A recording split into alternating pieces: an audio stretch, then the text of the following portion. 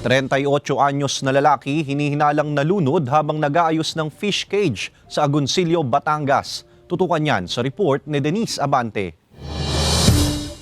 Patuloy pa rin ang isinasagawang search and retrieval operation sa 38 anyos na lalaking si Jeffrey Sanggalang na hinihinalang nalunod sa Taal Lake na bahagi ng Barangay Subic, Ilaya, Agoncillo, Batangas. Sa investigasyon ng pulisya, base na rin sa salaysay ng nakasaksi, helper ang biktima sa fish cages at pasado alas 9 ng umaga habang nag-aayos siya ng gamit, bigla na lamang umano itong kumakaway at tila humihingi ng saklolo. Nang hindi na niya makita ang biktima, dito na raw siya humingi ng tulong.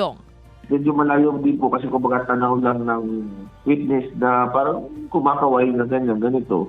Tanaw matagal, kita lang niya yung dagat at the same time yung mga fish cage. Agad daw nakipag-ugnayan ang pulisya sa MDRRMO at Coast Guard Station ng Agoncillo para mahanap ang biktima. May nagpunta na po ng mga divers, but then hindi po kinaya ng kanilang equipments kasi malalim daw po. Ang capacity ng kanilang mga gamit that time is pang 200 meters kung doon nagkakamali. Ayon sa otoridad, mas malalim ang lugar na maaaring pinaglubugan ng biktima mula sa lugar kung saan siya nakita ng saksi. Humingi na rin ng backup equipment ang mga diver ng Coast Guard. Alam naman po natin ang lalim din ng Taal Lake, hindi rin basta-basta maalaman kung gaano kalalim. Kasi may mga hindrances po sa pagdating dyan. Matilim sa ilalim, malamig sa ilalim, malakas ang current sa ilalim. Ayon sa pulisya, hindi pa rin nakikita ang katawan ng biktima. Sinisikap pang makipag-ugnayan ng GMA Regional TV Balitang Southern Tagalog sa pamilya ng biktima.